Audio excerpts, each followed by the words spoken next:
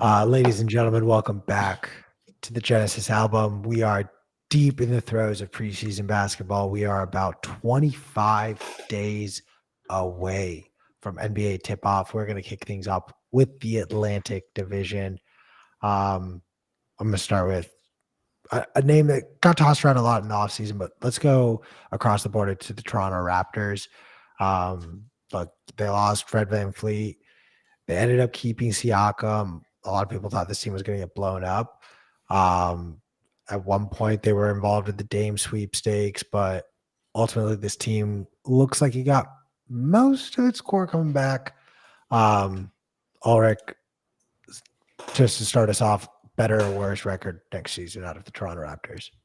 Yeah, generally, I do think that they're going to be better. The key thing about their core is that and I can't ever say his name, Anunoby, Siakam, and Scotty Barnes, very, very efficient ball players when it comes down to not only just shooting in general, but the 3-point ball. I don't have their stats in front of me right now. I was looking last night. Barnes and Anunoby are both shooting over 37% from the 3-point line. One's shooting almost 39. So when you think about these guys are shot creators, wings that are known for their defense. Also, they're youthful and they are continuing their points per game. Every year they're getting better. And then you take away the guy who had 22 shots per game in VanVleet, and then you're replacing him with a guard that's going to be essentially a distributor, a shot creator. He's a slasher. He's not going to take a lot of shots away from the core three players. I think they have actually a better chemistry in terms of a complete ball team. The center, I can't say his name either. Damn Toronto and their foreign players. Podol, a traditional, back to the basket, thick big man who's efficient as well. I just see this team is the epitome of efficiency, not necessarily the epitome of dominant, but it's going to give them probably, they were 41 last year. I could see them potentially going in the 43, 2 more games than before, maybe even a 45 win season. Mind you, this is a competitive division. So if the Sixers are tripping out because they lost all heart because of the Harden thing, the Toronto Raptors are there to scoop up some wins where they would not normally. You're insinuating, though, that all right, okay, maybe this will make sense as this progresses, but I have a hard time believing a team losing their floor general and Fred VanVleet.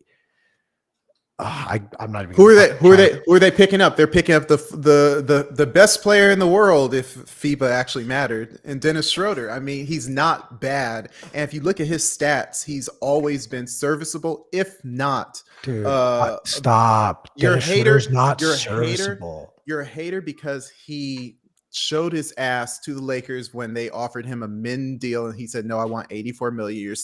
You're still heartbroken about that, even though he came back and was the serviceable backup point guard y'all needed. No, to this day, I am still grateful that Dennis Schroeder didn't sign a $60 million deal with the Lakers during his first stint with them. So let's be fucking clear. I never really believed that Dennis Schroeder is part of a championship team. That's my firm belief after watching him play playoff basketball. Like he disappears in the playoffs because he's not capable.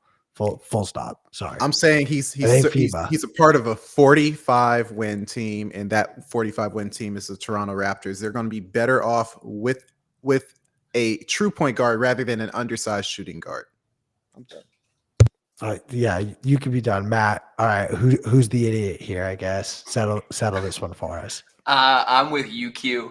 I think the loss of VanVleet is tough. I think Schroeder is a good backup point guard. I think he's a fine 8th man floor general, can bring the ball up. He dishes it out just a little bit, but I don't think he can run against first units.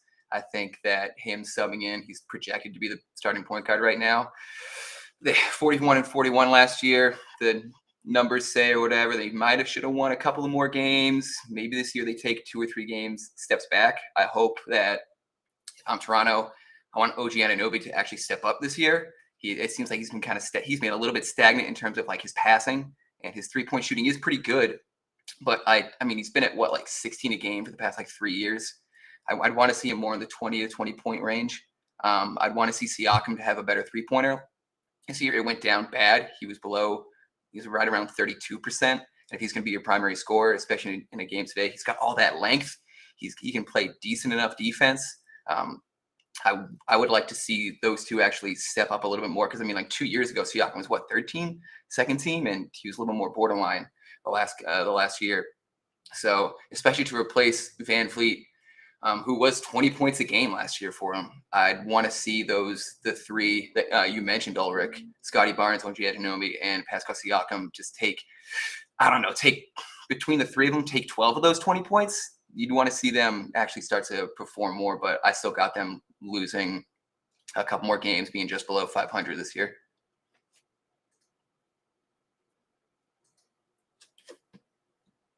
You're muted. Q. Jeez. I really want to say something, but go ahead. All I know is Grady Dick looked like such a dumbass at the draft that there's no way I want to see this team succeed. Like, I want him like to flame out so hard. I would love that. You're full stop. You're emotional on this team, and the problem is that this team is efficient, not emotional. Coming off the bench is also Gary Trent Jr. Anunoby, Barnes, Siakam, even Podol. They're going to be able to pick up the 20 points where the non-passing point guard left off. Not to mention the backup point guard, Malachi Flynn, will flex in as another shooter. So when Anunoby is going to be ball dominant as Schroeder is out, Malachi Flynn will be that undersized shooting guard that Van Vliet was not just in a spot up. I understand Van Vliet's a great player, but there's too much depth on this team. Chris Bocher, Precious Achiuwa. They have Jalen McDaniels. They have the defense necessary. Even Grady Dick, who's 6'8". I don't know how much he's going to play as a rookie, but they have the length to stop people, and they have the efficiency to score on people. So this is just a numbers game, and they got longer and more intense on defense with Schroeder there rather than Van Vliet. If you're talking about Pascal Siakam, you're asking for more from a guy who had 25 and 8 points a game. That's a lot to ask when the guy was putting up all-star numbers. Then you have Scotty Barnes and Anunoby. You're asking for them to score more. Yeah, they're going to be able to score more when one guy who has taken 22 shots a game is gone. I expect at one of them to be at 20 points a game. I expect the other one to be at around 18. So they're both going to improve. I'm high on them. I'm sorry that you guys are being biased. He's a Celtic fan, and Q, you don't like Grady Dick. Grady Dick's just a tool, but I'm confused as to why. No, I guess I'm not confused. All I need to know is, do you honestly believe what you're saying, or are you just like kind of saying it? I'll be honest. No. I've always been high on the big guys who are, you can't tell if they're 2 or 3. I like Anunoby. I like Scotty Barnes. I like they haven't shown bad qualities in being third, fourth, and fifth options. They've actually shown potential. And now, hey, here's the floor. The star is gone. You have Siakam, who can't do it by himself. What are you going to do when the ball is in your hands to create? I generally give those people the benefit of the doubt that they will succeed more when I'm not going to say a black hole, but a 5'10" guard who takes 22 shots, it doesn't bode well for the rest of the team. Now you're replacing with someone who will actually pass the ball. He has to, because he's not a shooter, and he's not, he's only taken 12 shots a game his whole career. I think that will bode well for the wings that need to have more usage. You like that usage rate. Watch their usage rate go up to 2 and 3. You're right. I love the usage rate. But you know what else I'm looking at that just cracks me up. And this is where your plan fails. Because essentially what you need in order to have success in the scenario you're asking for is Pascal Siakam's got to be like in the MVP race next year. Doesn't have to win it, but he's got to get some votes. He's got to be like a 30-point player, maybe even pressing a triple double. To There's get more, a 45 wins. I'm not asking him to get 50. I'm telling you, they already aren't good enough to get 41 wins. So I'm telling you, this team is worse than they were last year, and you want them to improve. So I'm trying to explain the real path, and then I'm going to explain to you why it's not going to happen. But you need Pascal to be that guy, like an MVP caliber guy, all NBA, no exception, that level of guy. But you need Scotty Barnes and OG to both average to the tune of 20, low 20s, high teens. Maybe one of them picking up a lot more slack to the tune of an all-star nod. 45 wins, even in the East, is not like a guarantee. Fred, all right, that's it. Fred did more than just play point guard on this team. And you're right, he was a ball dominant 2 guard. But you know where most of his shots were? Like over 50% of his shots, 3-point land. You know whose shots were not from 3-point land?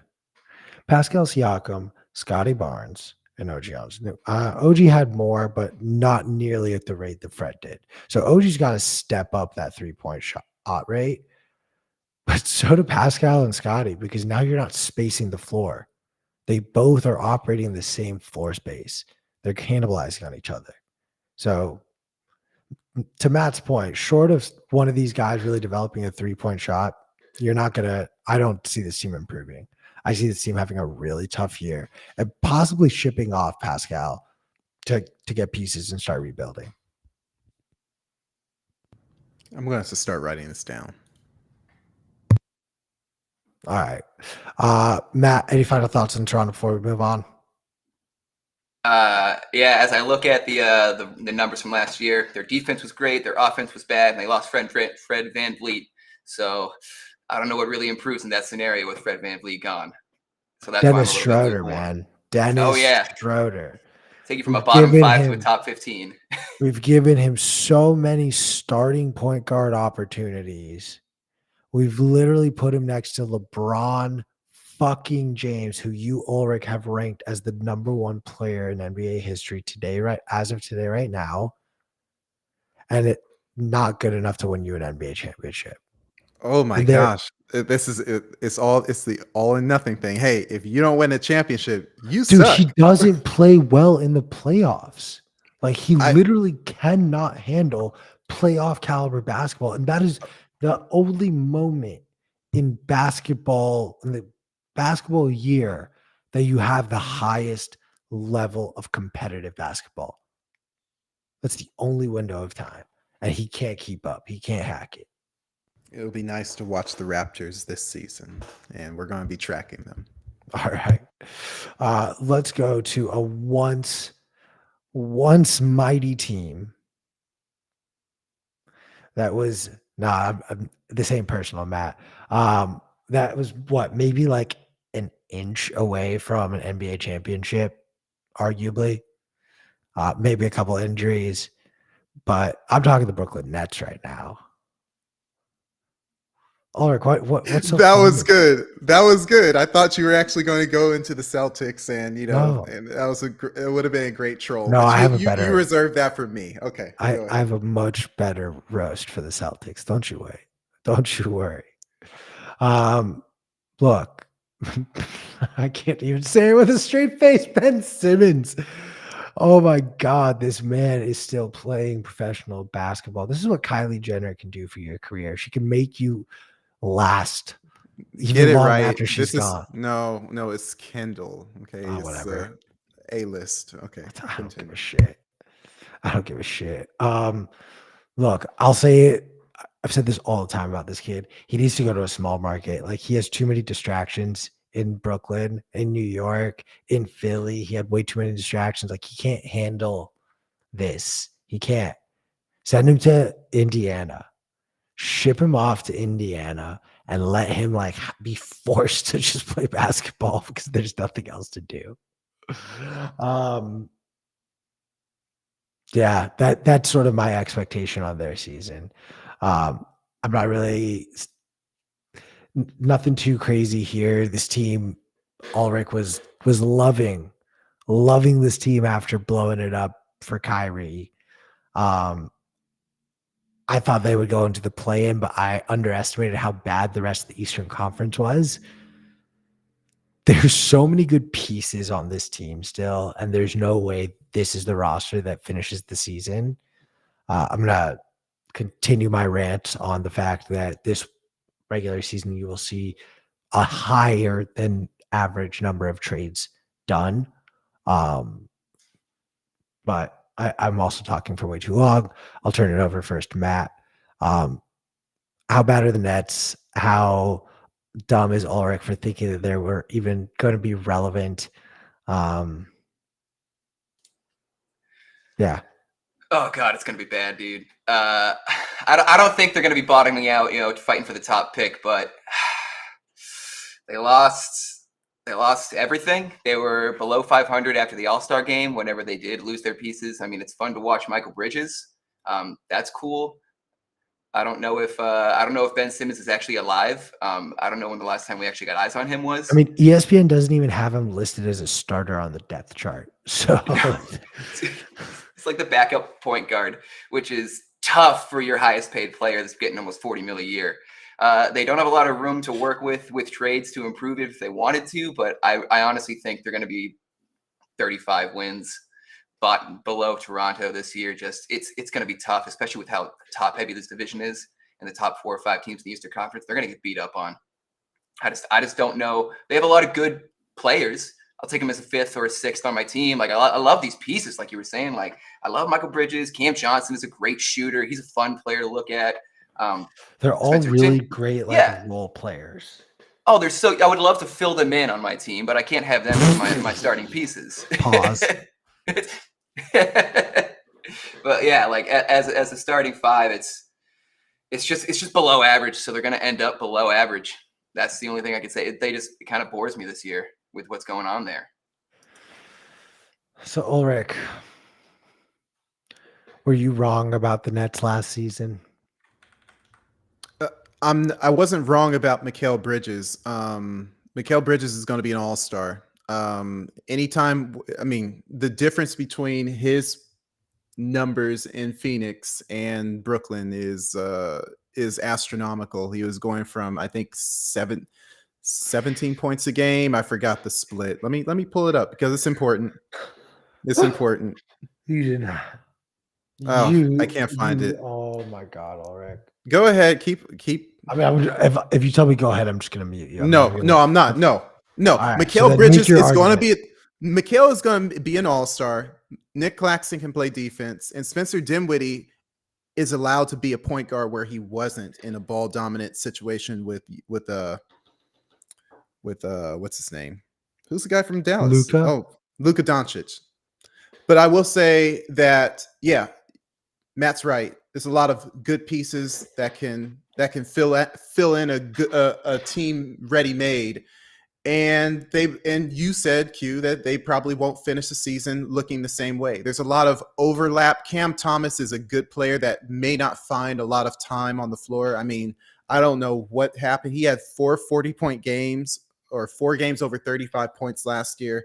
And then it's oftentimes followed with him barely cracking the rotation. So it's a weird dynamic. I think they're trying to find their identity, and they have none. Ben Simmons is a nothing burger. Shout out Coin Icarus for his favorite phrase. Ben will average 5, 5, and 5 off the bench if he plays that long. And guess what? That's just the way it is. They're waiting for one more year, and then they'll send him off or waive him. But he's going to be on this team for the rest of the season because he's essentially untradeable. This team is going to beat teams that fall asleep on them because they're all extremely talented. All of these players, they'll all like the top 7 players, even Ben Simmons, all extremely talented players, but they don't mesh well together. So I do whatever their record was last year, I forgot, but it's going to be lesser. And I'm okay with saying that because I think that all the other teams in the Atlantic Division actually got better. And the East generally, everyone has one more year with their team, or or they got their one more year with their team, and then they added an all-star. So it's just tougher to win in the East now. Yeah, Brooklyn will definitely take a step back. They will be the worst team in this division.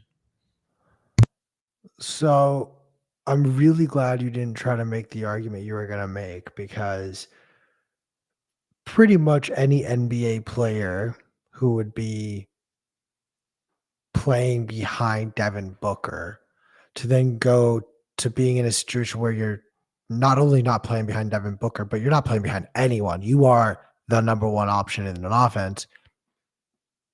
Your statistics will look better, no doubt. Not this much better.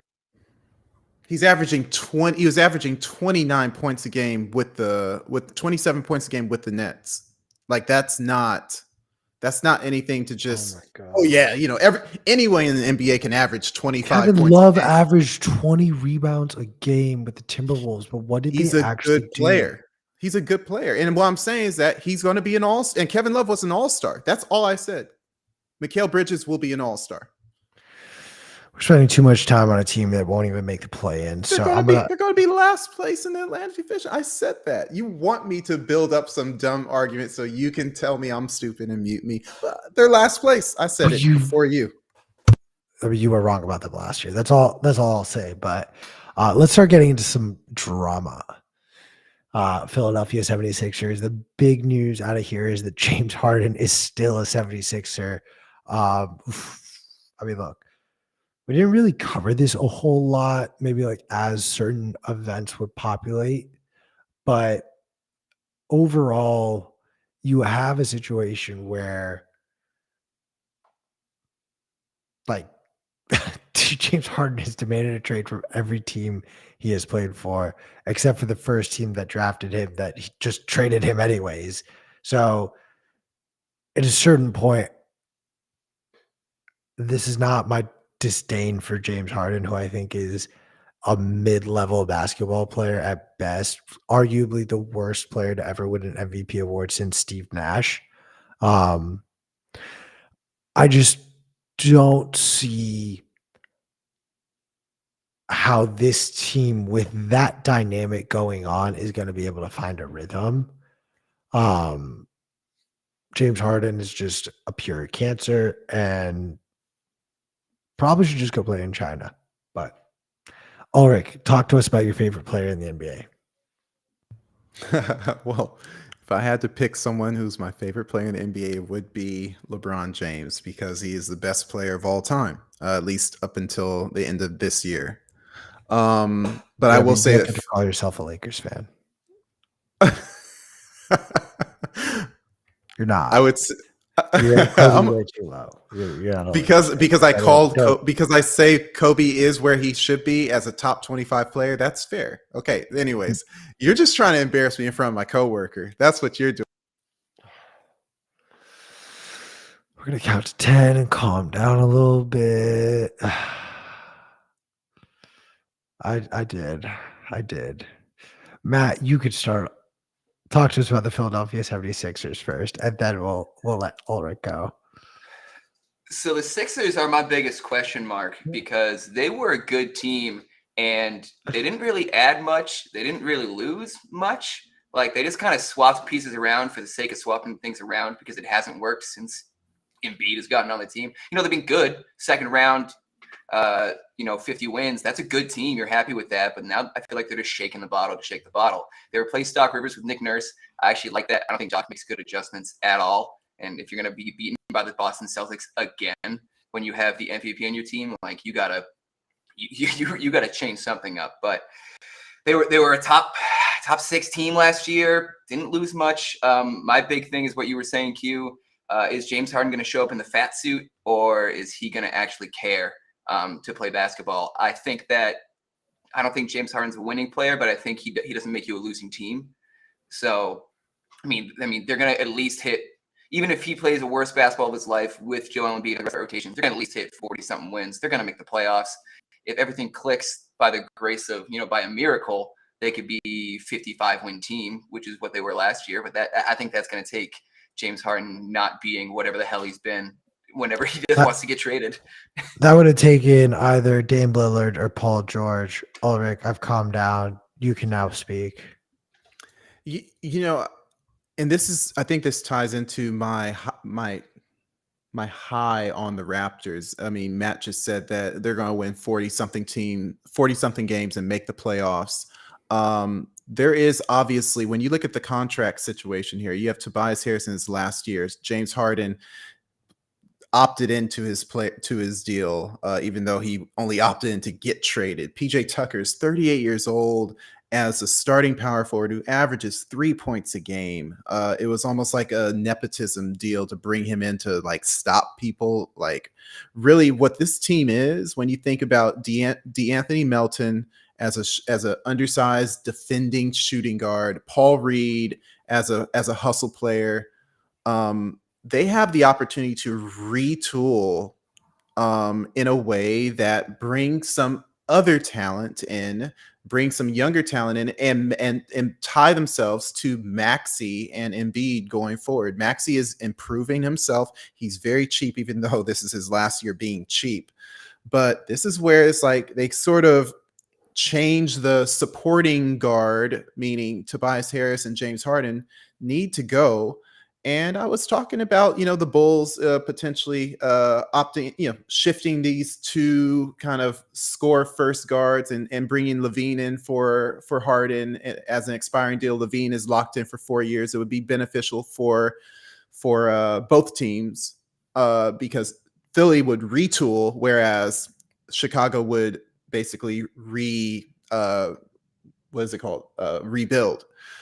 So I do regardless, Tobias Harris is a great player as a fourth option. Like he's just balls to the wall. That's a fourth option that any team would love to have. And Harden's still going to get, 19 and 10.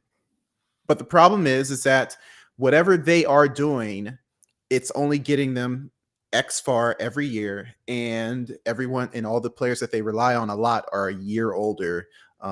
And they need to shift who they're relying on to the younger people, which is Maxey, and you would hope some sort of all-star level talent in their mid-20s rather than their mid or early 30s like Harris and Harden.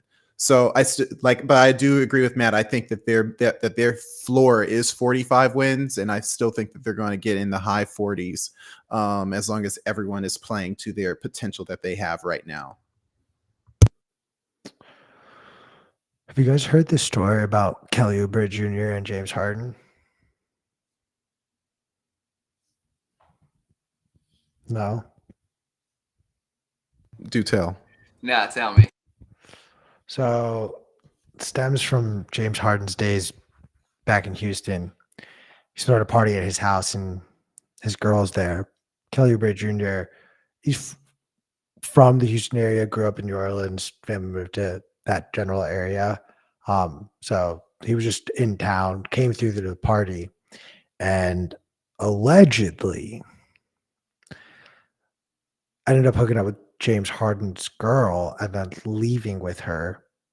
And James Harden when he found out, got so mad, like apparently started throwing a fit at the party, like turns off the music, like, yo, like, where's my girl at? Like freaking the fuck out. This is way back in the day, all right? Fast forward to today, Kelly Oubre is now married to that chick and has 2 kids, and there's no chance in hell that Daryl Morey doesn't know this.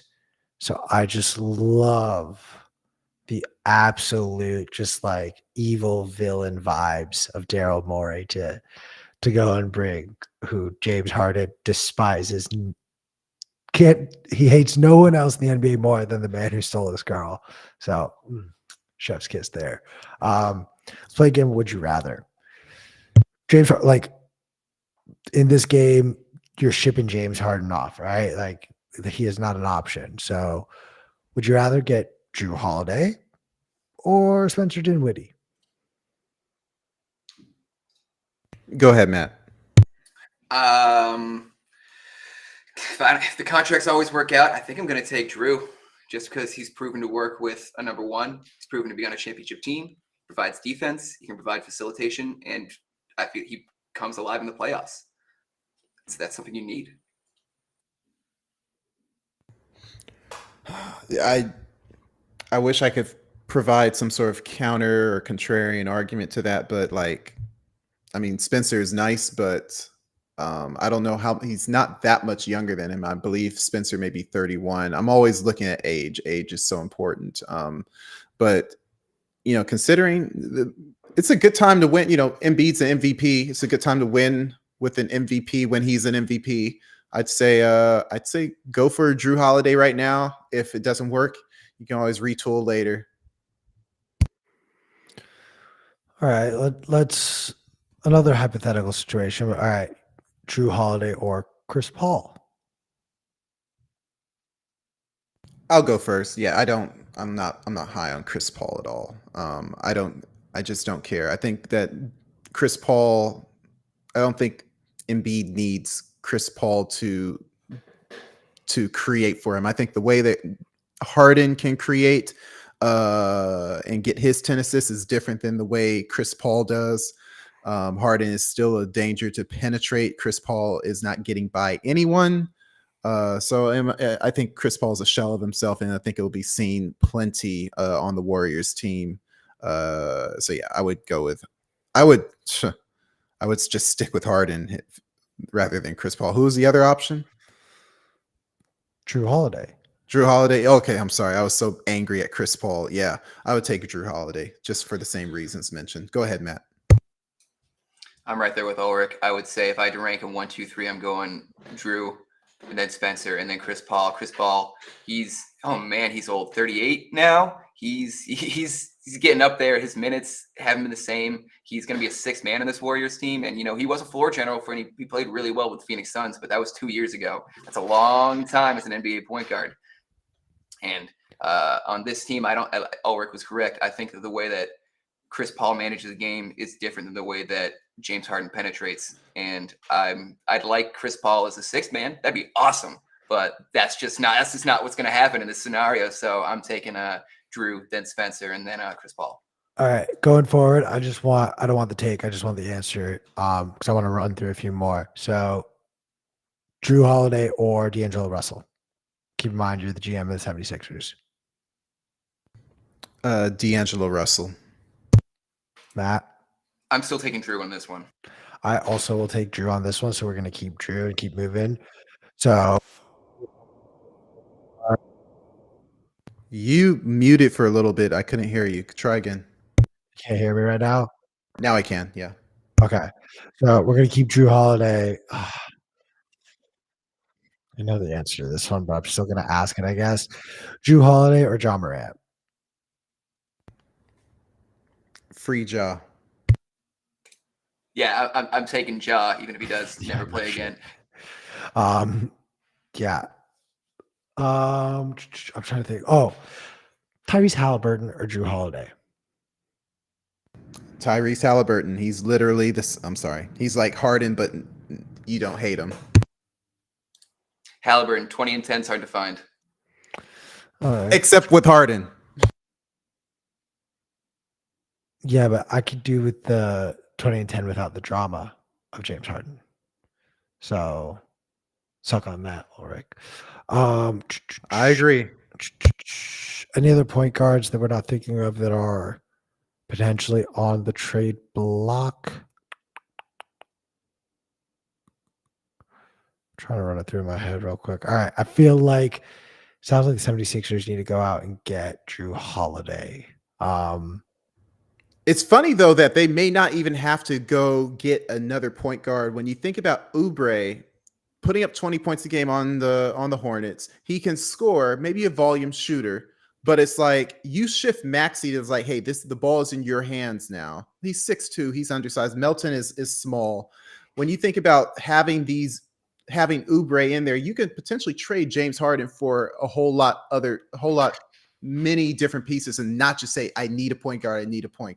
So by them bringing in Oubre, it gives them some options. No, I think the other part of this too that maybe we're being a little too close minded. I'm a huge Tyrese Maxey fan. Was really impressed with the strides he made last season, and to be honest with you, like for me, like I remember going to see him for a 76ers playoff home game, and I was there very early, and it was just rookies that are out there during this shoot around period. But Tyrese Maxey is like going through full training workouts with all the other rookies, and then goes later that night, plays game one in the NBA playoffs. And like that has always stuck with me. So his improvements last season didn't surprise me. And frankly, like I continue to expect to see him to grow as a player. And dude, if Tyrese makes the leaps, he's capable of taking over the one spot, and you could move Harden for other pieces altogether and like round out this team, I think, more nicely.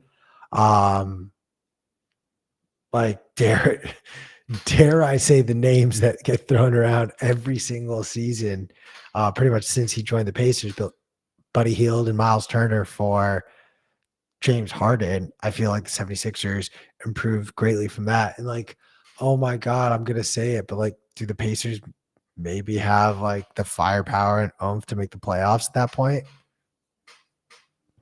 That's probably a trade that we can probably go over, like when we're not trying to push through the Atlantic Division. But like, yeah, I agree. Having Oubre there, having all the guards on the 76ers are essentially combo guards: Melton, Maxey, and Harden. So and Oubre is kind of like a stretch 2-3. You really can interchange all these pieces. And none of Embiid doesn't need anyone to create shots for him. Maxey doesn't need anyone to create shots for him. Tobias Harris is an isolation player. You really just need to say, I have James Harden. I trade for best player available. And then you are essentially drama or lesser drama than you were before. Stop. No, that's lazy. No. What is the play style at bare minimum that you are looking for? Because not every play style works together. So what is the play style that you're looking for? What is the piece that fits with this puzzle that you can use James Harden, who has enough name value to pretty much get you like all but 20 players in the NBA? James Harden would get you.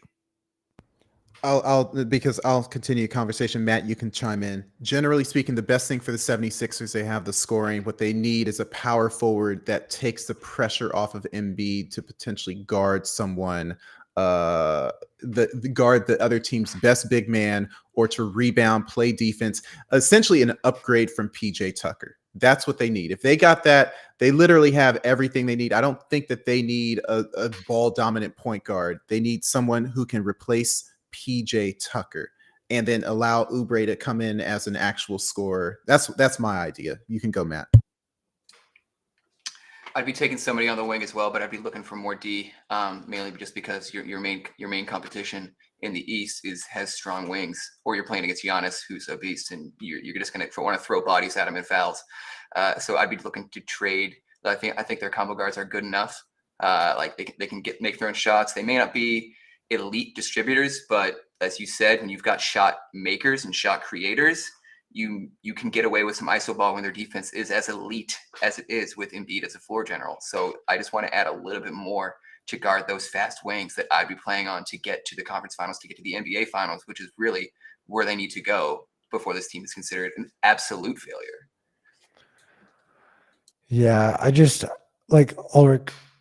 I don't buy the big man argument, like because my head immediately goes to Minnesota, and like you could theoretically even get one of those bigs, and I don't see most fours that are going to be better defenders and then stretch the floor, because Embiid does operate. He has a capable 3-point shot, but he does operate inside of the arc at least.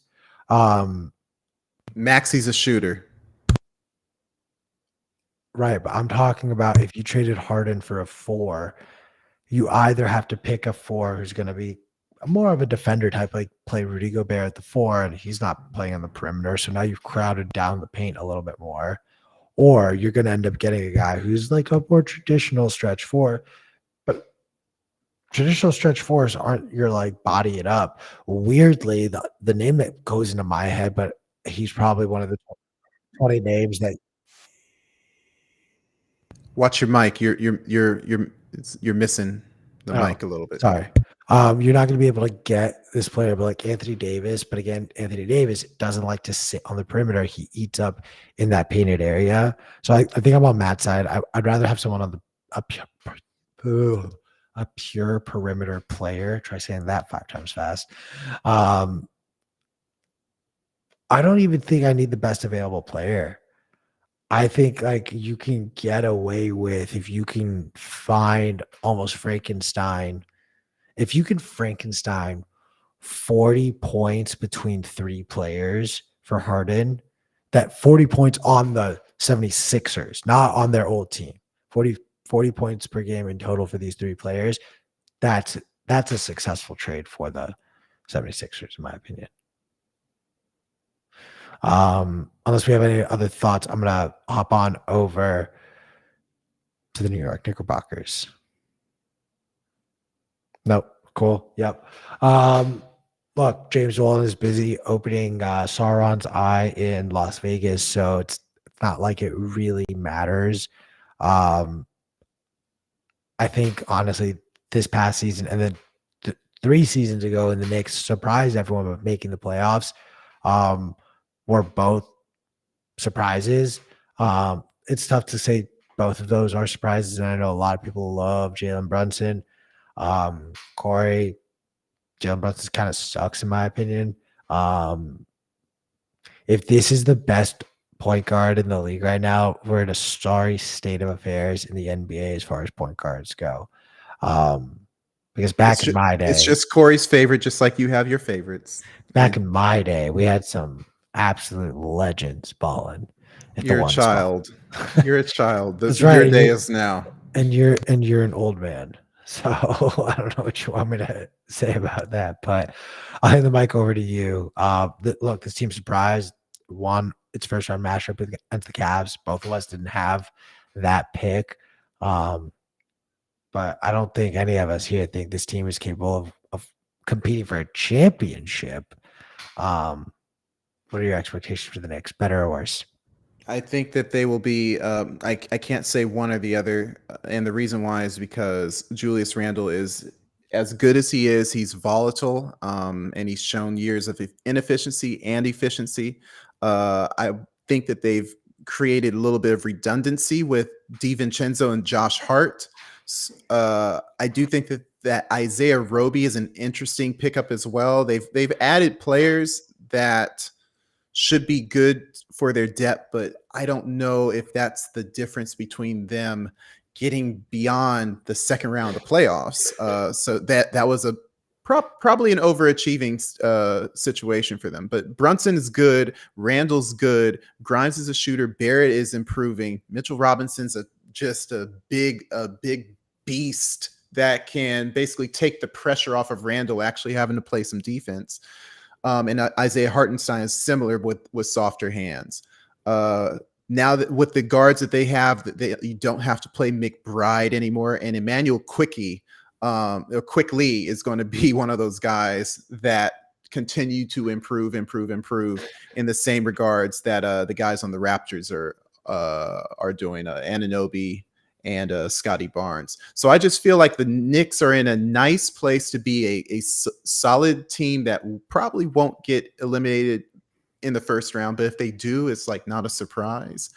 But if I don't see them making the Eastern Conference Finals. It's a long story short of more of the same from them. Do you think they make the Eastern Conference playoffs? Do I think that they stay in the playoff conversation? Oh, absolutely. They won. How many games did they win last year? They were 47-35.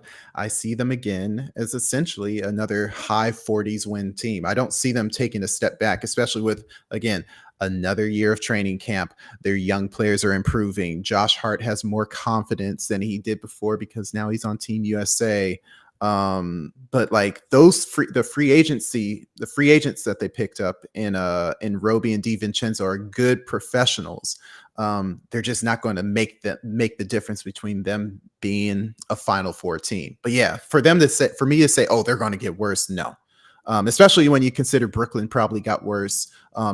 Toronto's not surpassing the Knicks or any of the other teams. Yeah. Yeah. I like the Knicks this year, actually. 47-35, as Ulrich said, that's good enough in the Eastern Conference to be a non-play-in team. I think if everything goes right, I really like their their top six. I love Brunson, Grimes, Barrett, Randall, Robinson, with Quickly coming off the bench. I think he's a great energy spark plug scorer. They're pretty young. I mean, Grimes, Quickly, and Barrett are all like 24 or younger. So it's tough to trust a Tom Thibodeau run team to not run your players into the dirt. But with those young guys being able to handle some minutes, if best case scenario, if Julius Randle hasn't been a beacon of 75 games a year, but he's a really good player when he's on the court. If Mitchell Robinson can continue to take pressure off of him on the defensive end, and he can just focus on being a 25-10 scorer on the offensive side with a little bit slightly less effort on the defensive end, save himself. I can see them improving a couple of games. Best case scenario, 50 or 51. Best case scenario, if everything goes right, 50 or 51 wins. Maybe fighting the 76ers for the second seed or second place in the division, personally. But yeah, I mean, if they make the second round, you're happy with it. You hope that all the young players get a couple of more points a game. Their minutes stay up. I don't want Jalen Brunson scoring 25. I would like RJ Barrett to be above Jalen Brunson. I'd like Quentin Grimes and Emmanuel Quickly to be 15, 16, 17 a game personally. But if they take those steps, I really like the team. I think they're in a good spot. You just hope they don't take a step back, because at that point, at that point you're spinning your tires. Oh. Fair. I mean, I just look. I love to root for the demise of the New York Knicks. Just it is the mecca of basketball. It is great. Basketball honestly is more fun to watch when the Knicks are better. Truthfully, there's just something about that. But I can't stand James Dolan. He ain't going anywhere. This is what your heart is saying. What does your mind say? My mind is saying this team lives and dies with Julius Randle. Jalen Brunson can do all he wants, but especially I think where the East has a lot of capable big men, you need a good big to really stand out in the East. And Julius Randle, like, he's streaky. He's been getting better for sure, but he's very streaky. They live or die on his shoulders. Simple as that. It's so funny when you look at Randall, like ever since if you start with his last season with the Lakers, he was 16 points, 16 and 8, 21, and then with New Orleans for a season, 21 and 9. Then he took a step down to 19 and a half and 10. Then he went to 24 and 10. Then he went to step down 20 and 10. And now he's back up at 25 and 10. So if you track this, maybe he's going to take a step back than where he was, but with his step back, you would hope that the young players are increasing their workload, increasing their efficiency. But yeah, Randall's volatile. The Knicks will live and die with their star, as most teams do, and you can only hope that the rest of the team can shore up where he may have a shortcoming. I will say that his shooting, I remember that year, that 21-22, he shot 41% from the field. Half his shots were step back, turnaround, jump shots. And this recent year, he's 46% from the field goal range with 34% from three. It's not too bad for a big man who started his career never shooting 3-pointers. Right. But the issue I have with Randall is the fact that at a certain point, like he's 28 years old. Like we've seen this song and dance. You've had your opportunities. You've been given the chance, and you've had some success, but to a level. And I think this. I go back to this a lot. There are certain players that are capable of being the number one on a championship team. There are certain players that are meant to be number twos, threes, and then the role guys. And I genuinely believe Julius Randle can be like a top 3 option, but I don't think he can be your number 1 and maybe not even your number 2 on a championship team. On a championship level team.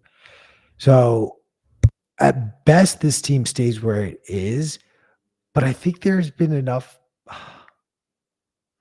I'm like going through the East quickly in my head before I make this claim, but you can't make that claim. I know what you're going to say. They're going to get supplanted. They're not getting supplanted by anyone. They won't. Like no one else in the East has really improved vastly. They're going to stay where they are. Yeah, because the Nets will go down.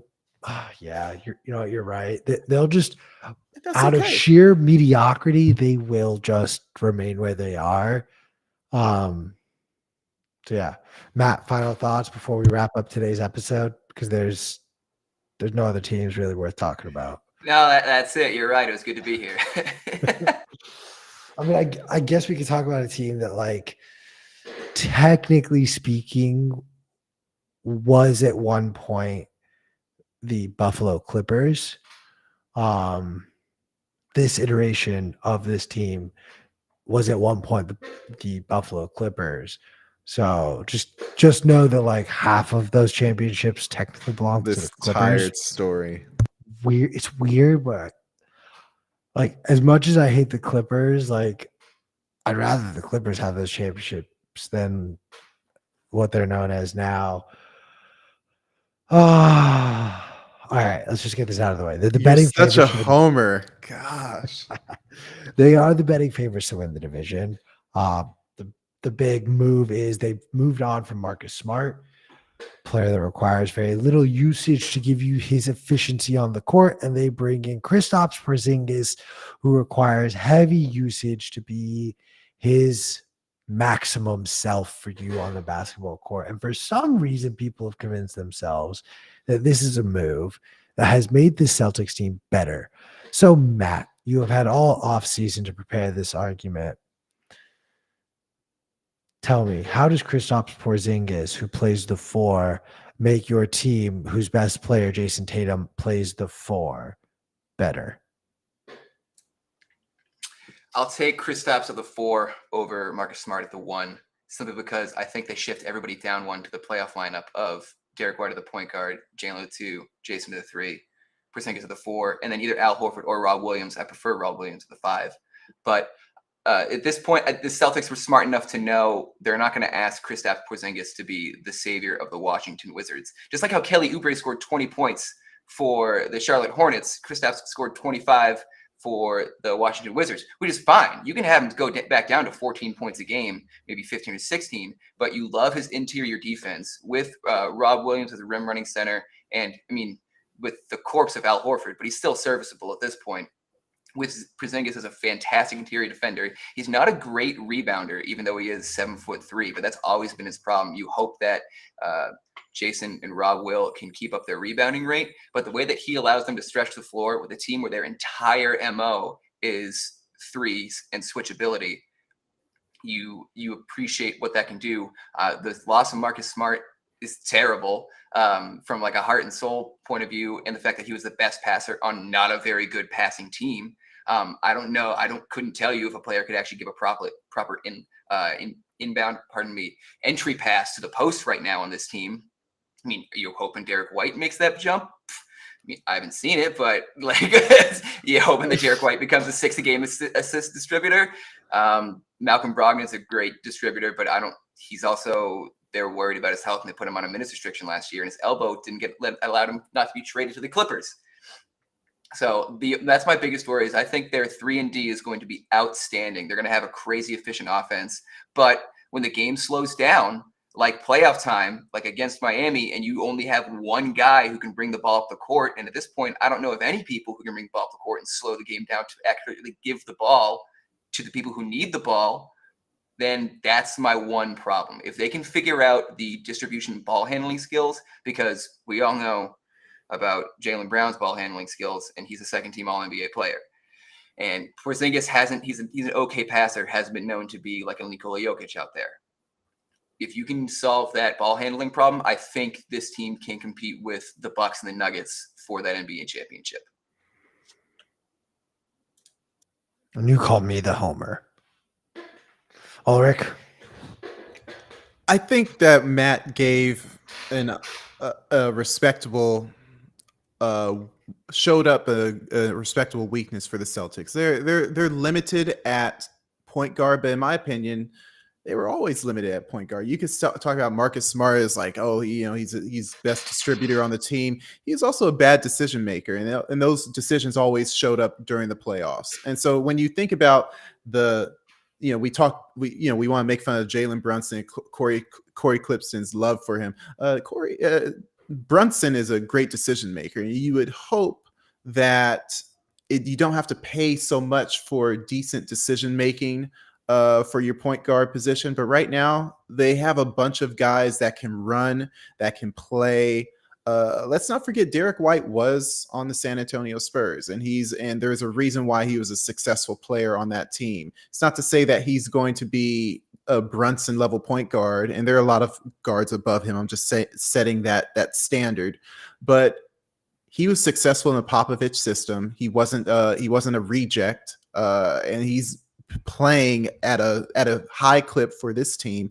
And even though Marcus Smart didn't need a high usage rate to be successful, he had a usage rate, and that usage is going to get transmuted to Derek White. It's going to get transmuted to a healthy Brogdon if he's around. And they still have the best wing combination in the league. And that's something that the Clippers wish they had. That's something that a lot of these teams wish they had. That the concentration of money for these teams is available and often available. They're not playing 65 games. They're playing 75, 80 games. And that's going to contribute to chemistry. That's going to contribute to wins in the regular season. And I'm not saying that they're guaranteed to win the conference. Even before Lillard got there, the Bucks were still kind of like probably a favorite to win the conference, but they're in the conversation, and they've always been in the conversation for at least the last 4 years. And that hasn't gone away. If anything, it's been resonated with multi-year all-star and Porzingis. It's not a shoo-in for the title, but the title is not all and nothing when we're talking about this phase of the year, because many things can happen before April. Look, I don't just hate the Celtics because I'm a Lakers fan. I just think they're not good. They're not an exciting team to watch. I think Jason Tatum is fairly overrated by even the most aggressive of standards. You are right, though, that they have no way to pass the ball. They have no way to move the ball. I genuinely was surprised, more than the fact that they traded Marcus Smart, that Jaylen Brown signed the extension. I was frankly expecting some sort of a move from him, potentially in acquiring Dame Lillard, but Dame knows what I know, which is you don't want to go play in Boston, not with Jason Tatum. Why are you surprised that Brown signed the extension? They could pay him more than anyone by far as well. Like, don't you kind of think like, I'll just take all the things money? we were talking about all season, like But all of the breakdowns between him and management, how he wants to be the dude. But now he's the highest paid player in the league. Like that buys something. For Your money now. buys. Yeah. And inflation, baby, that'll change in 6 months. Maybe 3 years for this contract. That's a pretty big contract. Fine. Maybe 2 years. Within 2 to 3 seasons, like this will not be the largest ever contract in NBA history again. Like Who was So it? they bought him 2 years of comfort and compliance. That's it. 2 years. Oh my god. And then they'll be Sure, looking to trade him. sure, but candidly, I don't see a world where Jaylen Brown sits there if this team isn't a top 3 team in the East. And I think that expectation is fair. I still expect this team to be at least at that level. They might be a 4 or 5 seed. That is in the realm of possibilities here. But I think they will contend in the top 3. I don't think this team is a playoff uh contending team. Like, I kind of expect an early second round exit.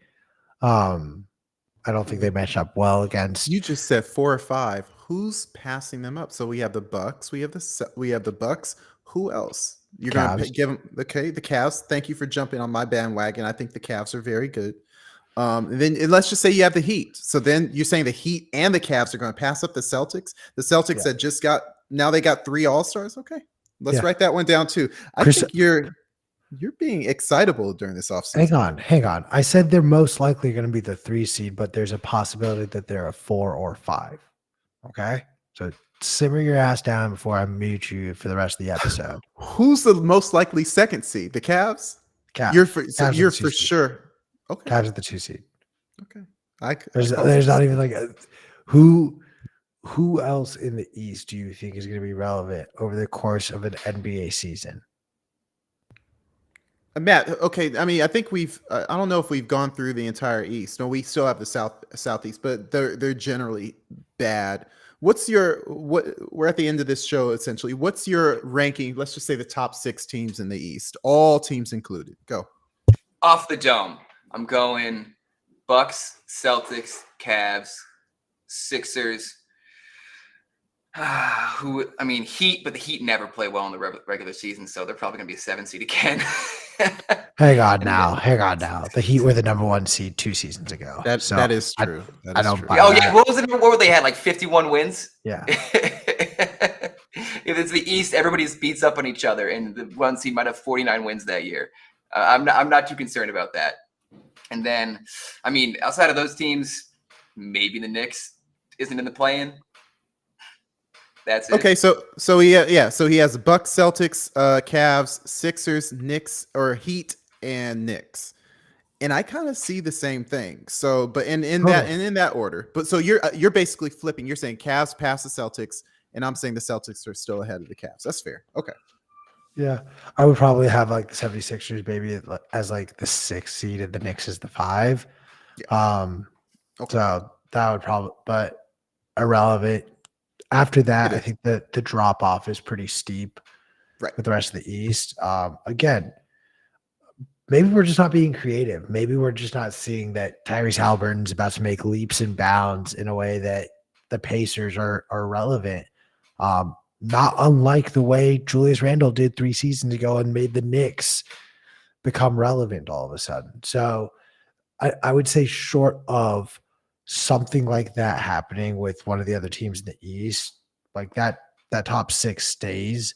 Again, injuries are injuries, and that changes the whole dynamic. But to put a bow on the Celtics team, I'll make my call again. Like, I think they end up with less wins than they had last season, and I don't think this team is playing the Eastern Conference Finals. I can buy into that because I am high on if I'm going to be high on the Cavs, and I have to kind of give someone the boot for the Eastern Conference Finals. So I just think this is going to be a worse version of the Cavs trio when it was LeBron, Kyrie, and Kevin Love. This is a poor man's version of that.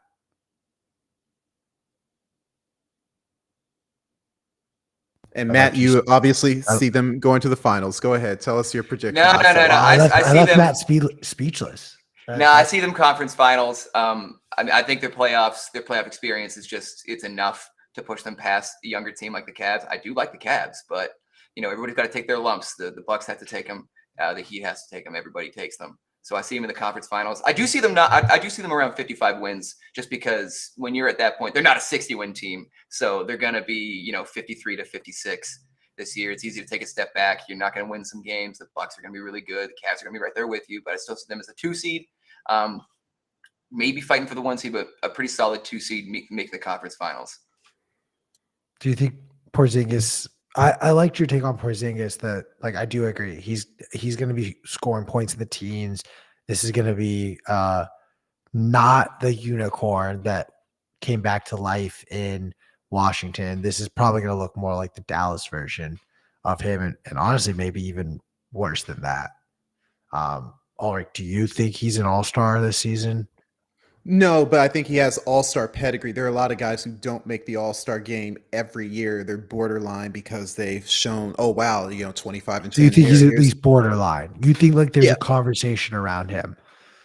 If they're the best team in the Eastern Conference, they're going to get 3 all-stars, even if he's scoring 16 points a game. Like that's just kind of the tradition. They're not going to be the best team in the Eastern Conference, but you're right. You don't know. You don't know how for the first half, and they could if they are, they're going to get 3 all-stars in. Wait, hang on. I got to correct myself. You're right in saying that the best team in the Eastern Conference will most likely have 3 all-stars. But Chris Middleton, Damian Lillard, and Giannis play for the Bucks. That might have been the dumbest thing I've ever heard you say, that you think the Celtics even have a shot at being the best team in the East. Again, things happen. Okay, like if Middleton is hurt, he's not going to be an all-star. Like it's not just going, oh, you're hurt, but that's okay, bro. You got. Dude, those guys are playing 82 games each. Chris Middleton is going to average at least 20 points a game, and you're about to see the 73-9 regular season record tarnished. Why are you speaking hyperbole? Like, because we're wrapping up the show, and there was nothing spicy said on the show. Someone's got to keep it spicy and entertaining, man. This is entertainment. This is a marathon. We have another show in like 3 days. No, all right, I'm calling it. I'm gonna go smoke some weed. Goodbye, everyone. Thank you for listening to Track 3. Let us know in the comments how dumb Ulric's takes are, or how dumb my takes are. Who knows? Maybe I'm the one who's